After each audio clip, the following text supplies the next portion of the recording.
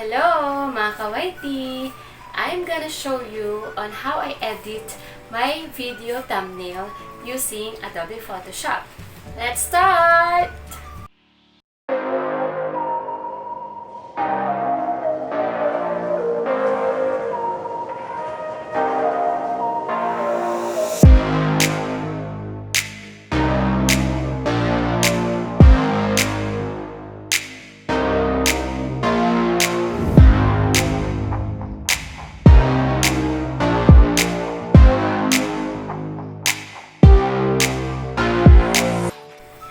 Thumbnail. Video thumbnail let viewers see a quick snapshot of your video as they browse in YouTube. So ito po yung nakikita natin kapag napupunta po tayo sa YouTube, yung pinaka-cover or yung pinaka-display natin doon sa video natin. So mga kawaiti, if ever na hindi tayo makapag-customize ng video thumbnail, si YouTube ang magbibigay sa atin ng option kung ano po yung pwede natin maging thumbnail. May pagpipilian po tayo dyan once na mag-upload po tayo ng video. Or even, uploaded na yung video, we can change pa rin po yung video thumbnail. Image size and resolution. Have a resolution of 1280 by 720. Be uploaded in image format such as JPEG, PNG, and GIF. Remain under 2 MB limit. Try to use 16:9 aspect ratio as it is the most used in YouTube players and previews. What is the best thumbnail that you should have? For me, mga kawaiti, curiosity is the key. Once na yung video thumbnail nyo is nakaka-curious, it let viewers to click your video. Siyempre po, likas po sa atin na kapag medyo kakaiba or may something po kayo na gustong malaman, doon pa lang po sa video thumbnail is dapat yun na po yung ilalagay nyo or yun na po yung itatitle nyo sa video thumbnail nyo para i-click po ang inyong video. It should be clear and readable. So, mga kawaiti, mahalaga po na kapag nakita po nila yung video thumbnail nyo is basang-basa po siya. So, dapat matuto po tayo magkaroon ng combination of colors or sometimes kapag nahihirapan po kayo mag-isip ng color combination na yung YouTube, try to connect it with your content, with the content of your video.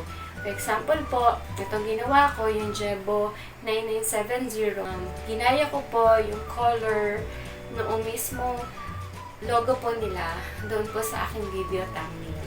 And then, yung po, nakahiga po siya para mabilis po siyang mabasa or mabasa po siya agad ng mga viewers kapag meron po akong mga kasama or yung may mga ibang video po dyan. Kapag po kasi maganda po yung video thumbnail mo, basang-basa, ikaw ang unang i-click ng viewers. So, mahalaga po yun. Last po is be specific. Be specific on the content of your video. So, kung ano po yung laman ng pinaka-video thumbnail mo, dapat yun po yung laman ng video mo mismo. So that yung viewers will not be discouraged kapag kinilig po nila yung video nyo, matatapos po yung lahat. So, dapat specific din po. Kasi minsan, may mga bagay na dahil hindi siya specific, nahihirapan na viewers na i-click po yung video nyo. Kaya dapat be specific. Why thumbnail is so important. So, kaya po mga kawaiti, para sa akin, napaka-importante po ng video thumbnail because it let your viewers to click your video. That's the number one na reason kung bakit dapat maganda or dapat kitang-kita ang iyong video thumbnail. Katulad nga po ng sinabi ko kanina, once na maraming video na nakapila dyan, kapag ikaw ang may magandang thumbnail na babasa at sakto-sakto po dun sa hinahanap po nila, they will click your video. So, mahalaga na meron kang magandang thumbnail. For me, isa pa po kung bakit po importante ang video thumbnail because viewers will read your thumbnail first rather than your title. So, So, kung papansin natin, since ang video thumbnail is makakapag-create ka kung anong gusto mong design, kung anong gusto mong font, kung anong gusto mong color, mas kita po siya. Kasi siya po yung unang binabasa, miski ako, yun po yung unang binabasa ko, yung video thumbnail, bago ko po basahin ang video title, kung ano mang tinitle niya po dyan sa video na yan. So, dapat talaga na very catchy yung video thumbnail para yun po talaga ang piliin or i-click ng mga viewers. Sa mga kawaiti, ipapakita ko po sa inyo yung actual na pag-edit ko po ng video thumbnail using Adobe Photoshop. Okay, open natin ang Adobe Photoshop.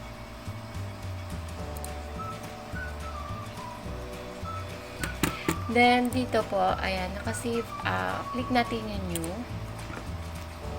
Nakasave na po dito, nakarecord na po sa akin yung YT or YouTube thumbnail document.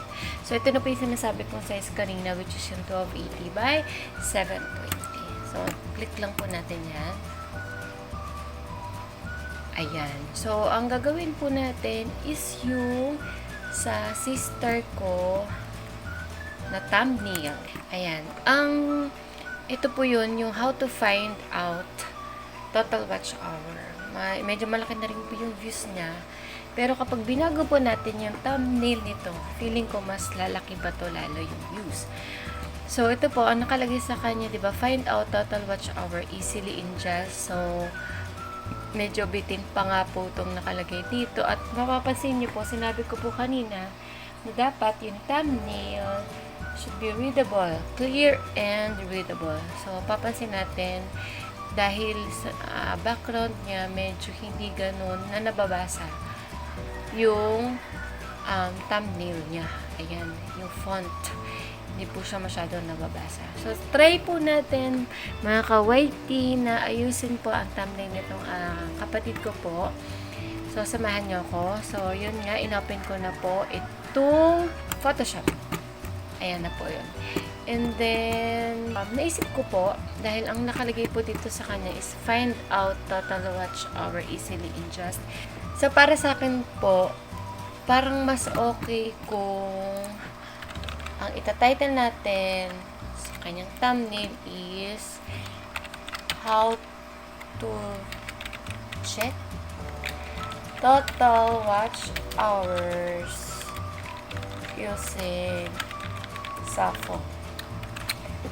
Tingin niyo po ba much better? Nabanggit ko rin po kasi kanina na dapat specific po. For example, ito, find out total watch hour easily in just. So, for me, ginagamit ko po is yung computer. So, syempre, pag computer is mabilis mo lang makikita kung ano po yung inyong watch hours by using that YouTube Studio, then monetization. So, makikita nyo na po dyan mga ka-YT. So, ito pong sa kapatid ko, medyo hindi po siya naging specific dito kasi possible na syempre pag ako na sa computer naman ako tumitingin ng total watch hour ko, hindi ko na kailangang malaman to. So, kaya ko po nilagay yung using cellphone. Kasi actually, mga ka-YT, medyo bago lang po ako sa YouTube, di ba po? So, nag-try din po akong tumingin sa cellphone at hindi ko po alam kung kung paano po siya tingnan. Kasi kapag tinitignan ko po siya dyan sa cellphone, ang nag-a-appear po is kailangan ko mag-download ng YouTube Studio.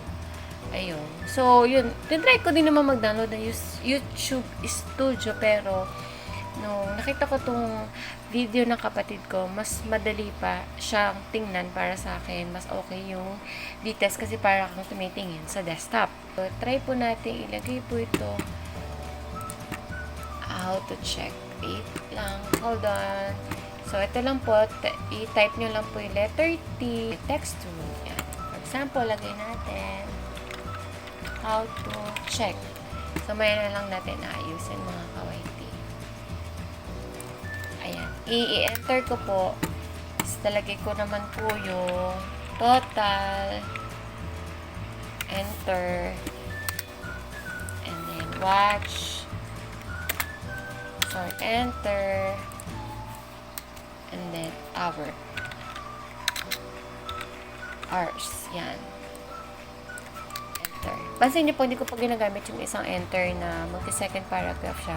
Ganyan po siya kung ginagamit kasi para ma-adjust ko siya kung gusto kong medyo pagdikitin or hindi. So, ayan, how to check total watch hour using cellphone. Kasi, cellphone naman po talaga yung tinuturo.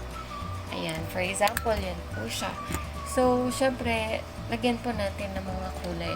Actually, kapag gumagawa po ako ng background dito sa thumbnail, is based po doon. Ito yung background niya po dito. Yan, okay naman po. Pero medyo malabo. Try natin lagyan ng kulay.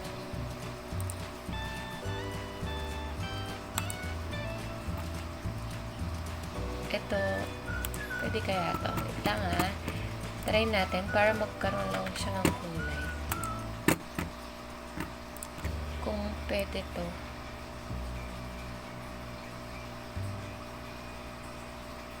Ayan. So, snipping tool lang po yung ginamit ko. Then, Control V. Ayan. So, Control T para ma-adjust niyo po yung i-alt na lang po muna natin. Tapos, scroll down nyo lang po itong mouse. Ayan. Tapos, ito, click po natin to. Then, Control T para ma-adjust natin yung size. Ayan. For example, ganyan. O, medyo malaki. Ganito. Medyo sa gitna. Siguro, ganyan. Ayan. So, para makita po yung ating text, ibaba natin tong picture. Ayan, sa pinakababa. Ayan. Para ito po yung mag-highlight. So, lagyan po natin ng ito, siguro palitan natin to ng font. Try natin to. And then, masyado siyang malaki. Gawin natin siguro yung font size ng 100. So, syempre, ang highlight natin dito dapat is yung itong total watch hour. Siguro, try natin itong gawa ng punta lang po tayo dito sa shape. Rectangle. Yan. Tapos, highlight natin to since ito yung bida. Ayan. So, palitan natin yung color ng sakit sa mata. Ayan. Siguro okay na po yan. Then, so nawala po yung total. Punta lang po tayo dito. Itong rectangle, ipailalim natin. So, feeling ko, itong total, it should be color white. Lahat sila white. White. Change natin sa white. And then, the hours. Total watch hours. Using ito, pares na lang natin sa dito sa how to check. Ito. Tapos gawin lang natin 100. Ayan. And then, yung cellphone, siguro palitan natin ng color white. Tapos, right click natin, i-blending option natin, lagyan natin ng black shadow. Ayan, spread. Ayan, para medyo basang-basa. So, ayan, medyo malinaw na po. Malinaw din na po para sa akin. So, save as natin siya as, sabi ko po kanina, JPEG, PNG or GIF lang po yung pwede nating ipang save. Para po sa akin, ito JPEG na lang po. Then, for example, titira natin siya na total, ayan. Thumbnail. Alright. Then, click okay. So, yun po. Nagawa na po natin ang thumbnail nung sa aking kapatid. Ayan. How to check total watch hours using cellphone. Pili ko mas okay siya, mas readable. Unlike dito, na-find out total watch hour easily in just. Ayan, feeling ko mas okay to mga ka-YT. Ayan, siguro mag-comment na lang po kayo kung okay din po ba itong ginawa ko. So, papakita ko po mga ka-YT kung paano po magpalit ng video thumbnail sa YouTube. So, punta lang po kayo sa YouTube studio nyo. And then, videos. Then, click nyo pa. For example, ito. Click nyo lang po yung details. And then, dito nyo po mapapalitan ang video thumbnail nyo. Tapos, pipili lang po kayo kung saan nyo po sinave. Then, click save. Then, there you go. So, yun lang po mga ka-YT. Sana po may natutunan po ulit kayo sa video ko. So, don't forget din po to like and share kung meron po kayong kakilala na YouTuber din, na katulad ko, para makatulong po sa kanila. And please, subscribe din po sa mga hindi pa po nakakapag-subscribe. And click nyo rin po yung bell button para po updated po kayo sa aming mga videos. Salamat po, ingat po ang lahat. God bless! Bye!